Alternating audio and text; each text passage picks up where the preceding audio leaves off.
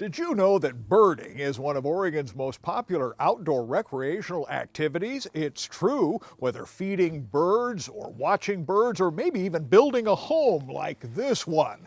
Hi there, Grant McComey here, your host for Travel Oregon's Grant's Getaways, and this week we journey into the Willamette Valley to find some key and prime bird watching sites and then meet a local man who says birds, native songbirds, deserve more than a shelter over their head. They deserve a bird resort. Let's go.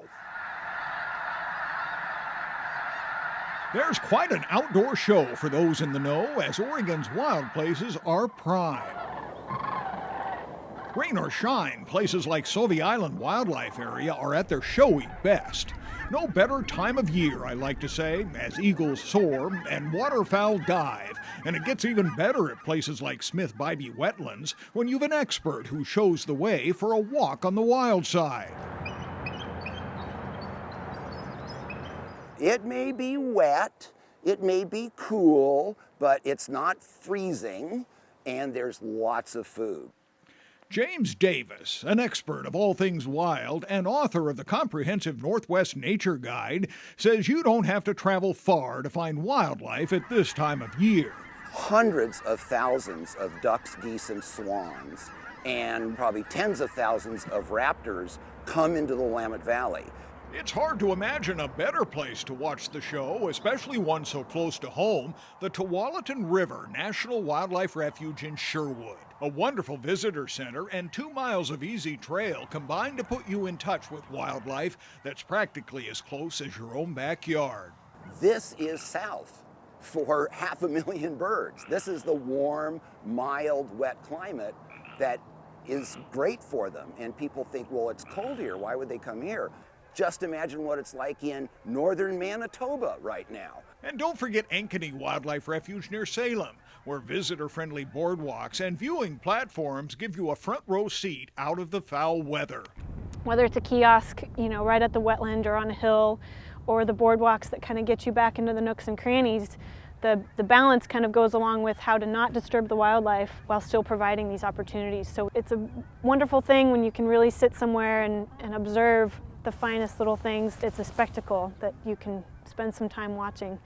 It's a great way to come out and enjoy the refuges. That's what I've been recently doing on them. Dennis Frame loves the sights and sounds of the wild, so he builds feeders and houses for native songbirds.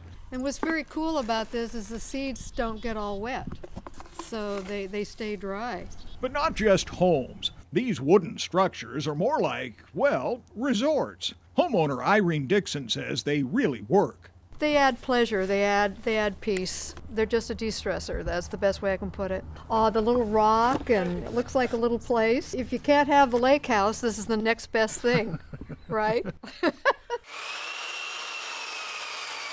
Frame is a builder of human homes by trade, but his greater pleasure comes from crafting elaborate bird resorts. I've always enjoyed rustic, like log cabin type homes. I'll be driving out in the backcountry and I see like an old shanty over here and I go, oh, that's cool. So I'll just use that as a mental picture to recreate a birdhouse. He's been chipping away at his hobby for 15 years, and it's the details that may impress you the most. Stone and mortar chimneys, decks with handrails, small pieces of character that set them apart. The door will actually open. And one of the reasons I do that on the open is you got to have a clean out. If you don't clean out the nest after every year, the birds won't come back the following year. So after the nesting season is over, you know they've flown away. You get in there, you clean it out, get it ready for the next years, and they'll come back and re-inhabit it. He trades, barters, and salvages for everything, recycling for the birds. On top of that, he rarely sells one. Instead, he gives them away to environmental nonprofits like the Jackson Bottom Wetlands Education Center. They, in turn, sell Frame's bird resorts and raise hundreds of dollars to support their outdoor programs. This is my way to give back to the community.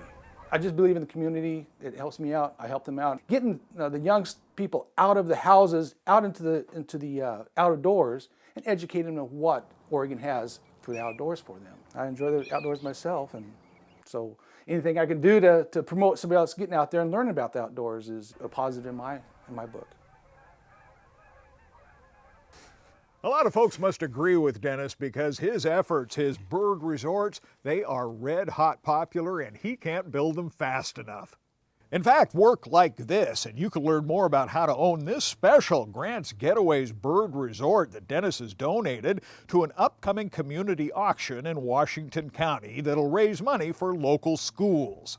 We have all the details and directions so you can locate those bird watching sites, as well as contact information so you can learn more about possibly winning this bird resort right here on the Travel Oregon website.